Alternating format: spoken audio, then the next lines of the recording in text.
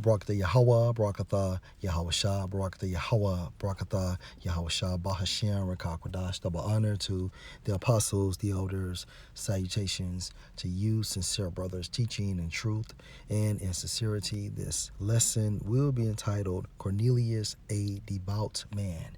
Lord will you are edified. This video was inspired by a video Ayash presented on GMS Give and Go platform. And his video was entitled Coming Board Clown. And in this video, he addresses Salakia, Yah Saves, who stated, come on, bro, it's obvious, and you spell obvious O-B-V-I-O-U-S. That Cornelius is a true Gentile and not he should have stated, an Israelite. With no further ado, Acts 10 and 1, there was a certain man in Caesarea called Cornelius, a centurion of the band called the Italian band. Verse 2, a devout man, and one that feared the Most High with all his house. He feared the Most High with all his house, which gave much alms to the people and prayed to the Most High always. This scripture alone proves that Cornelius is an Israelite, based on his faith and fear in Yahweh B'Shem Yahushua. He gave alms, and he always prayed in a consistent format. When we focus on devout,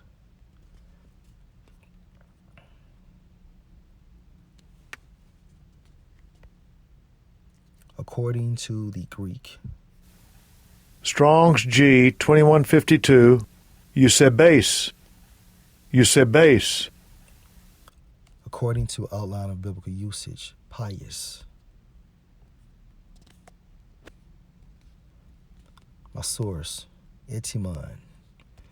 And pious means what? Having or intended to show faith in and reverence, meaning honor, for the supreme being. And the supreme being is Yahweh. And on Yahweh's right-hand side, you have Yahushua. States dutiful, religious, faithful to kindred.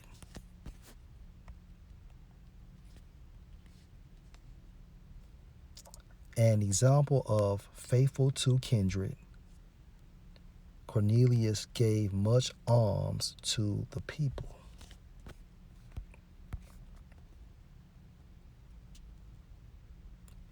Inspired by friendship.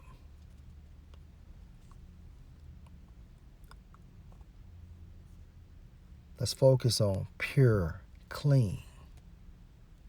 This proves that Cornelius was an Israelite, based on the classification of devout. Only the Israelites are pure and clean, and at this time frame, beginning with the elect.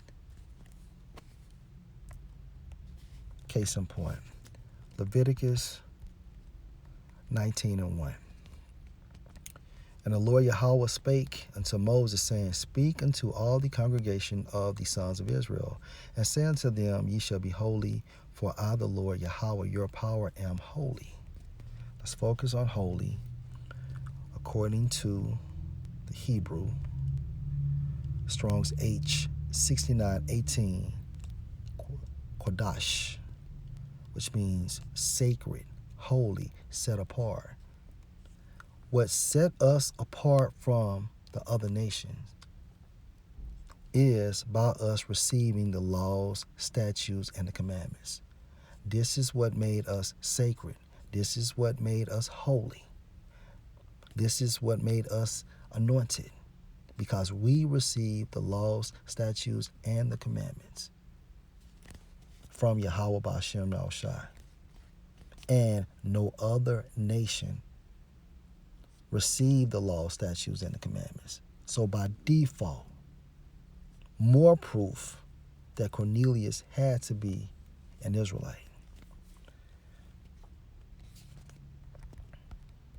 Psalm 147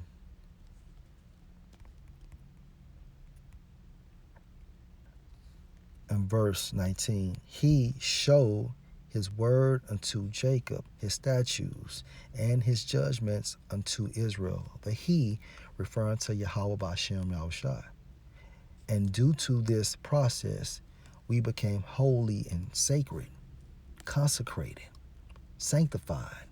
Verse 20, he have not dealt so with any nation. So by default, Cornelius had to be an Israelite and those in his household because they believed too. And as for his judgments, they have not known them. Praise ye the Lord Yahweh. Let's go back to Leviticus chapter 19.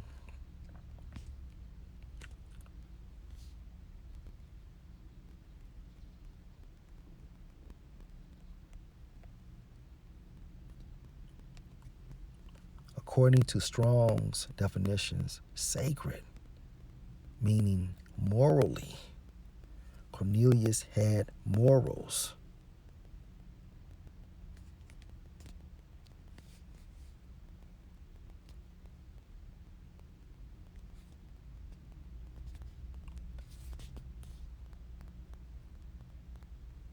Let's get Genesis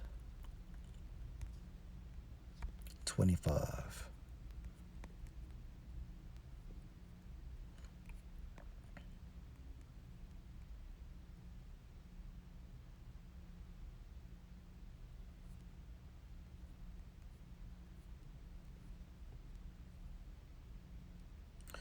Genesis 25 and verse 26.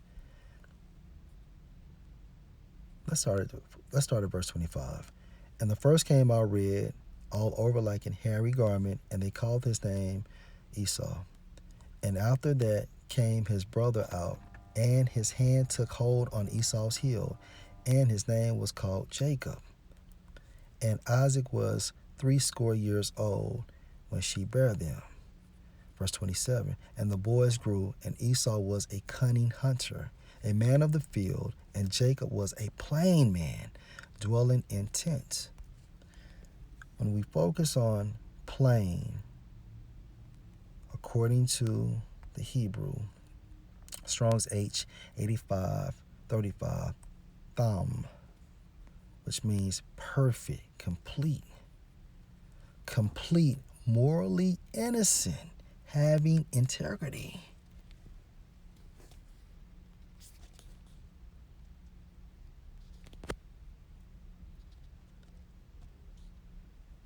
A definition for pious, which means pure, clean, which can also be equated to Leviticus 19 and 2.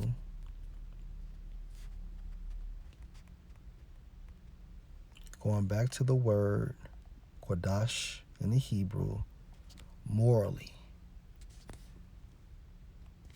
And when we go back to Acts 10 and 2, Cornelius, a devout man, he had morals. He was holy. How do we know?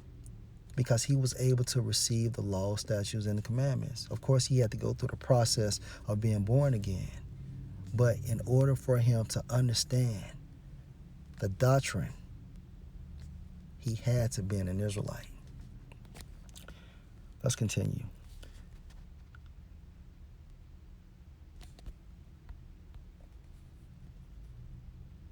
Inspired by friendship. What precept comes to mind?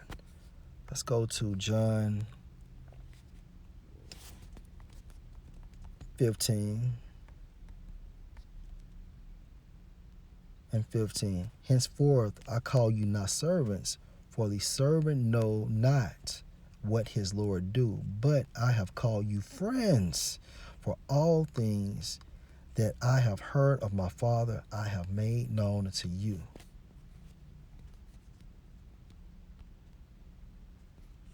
Inspired by friendship. When the scripture states friends in the context of John 15 and 15. That's referring to Israelites. And it only makes sense if you understand the history of the scattering and the concept of the Israelite foreigner.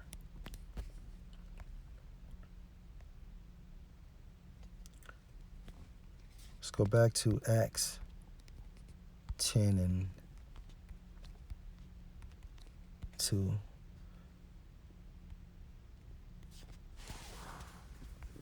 For devout, you had dutiful, which goes into the origin of duty.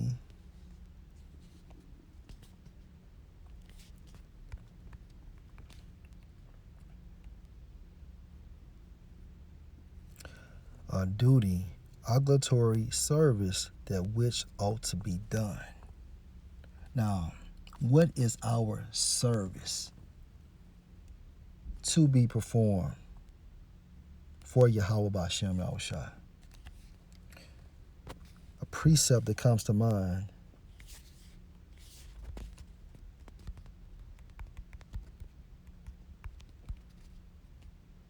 First Peter 2 and 5, ye also as lively stones are built up a spiritual house and holy priesthood to offer up spiritual sacrifices acceptable to the Most High by Yahushua Mashiach.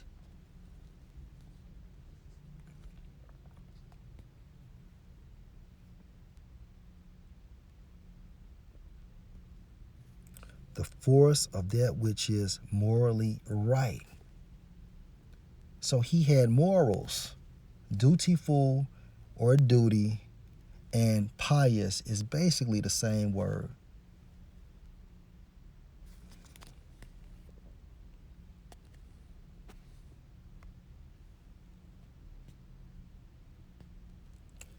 Let's go to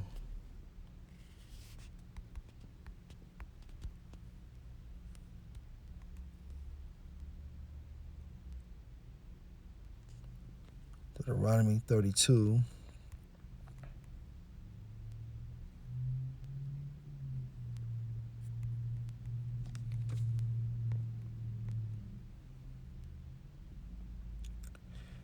And verse 20. And he said, I will hide my face from them, referring to Yahweh B'Shem Yahushua.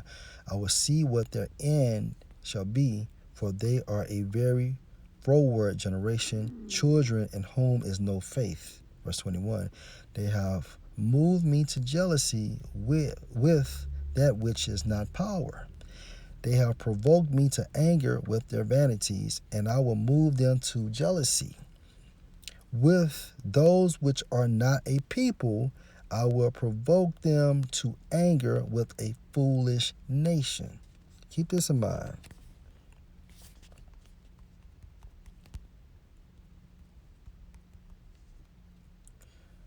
Romans 10 and 19. But I say, did not Israel know? First Moses said, I will provoke you to jealousy by them that are no people, and by a foolish nation I will anger you. This foolish nation is going into the concept of the Israelite foreigner or Israelite foreigners. And the doctrine to teach to the Gentiles started with Cornelius first, because Cornelius goes into the origin of seed. So it started with him and it progressed.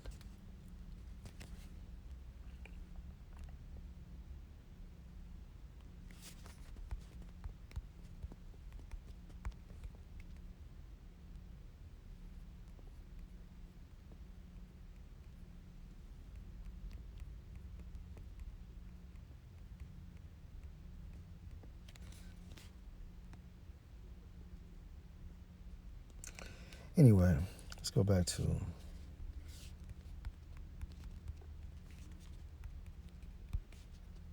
Acts 10 and 2. A devout man and one that feareth the Most High with all his house, which gave much alms to the people and prayed to the Most High always. And we also can link this up with Acts, the 2nd chapter.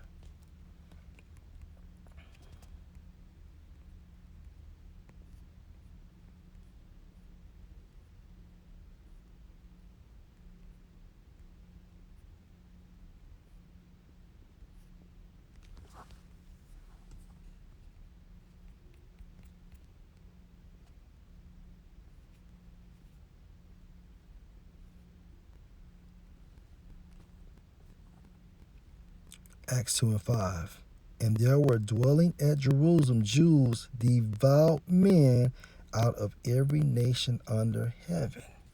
And the reason why we were in every nation under heaven because of the curses due to the scattering. And because of that scattering, we later became what? Gentiles. And we had to be born again. And there were dwelling at Jerusalem Jews, devout men out of every nation under heaven. Going back into Acts 10 and verse 2. A devout man, Cornelius, and one that feared the Most High with all his house, which gave much alms to the people and prayed to the Most High always. So all of these are characteristics that support that Cornelius was an Israelite. Let me get another precept too.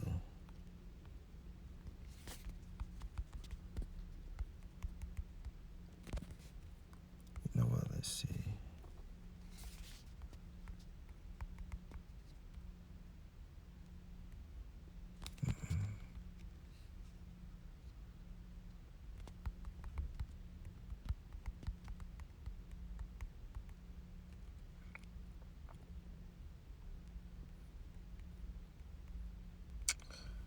That's not it. But anyway, hey, Lord, will you edified? Shalom.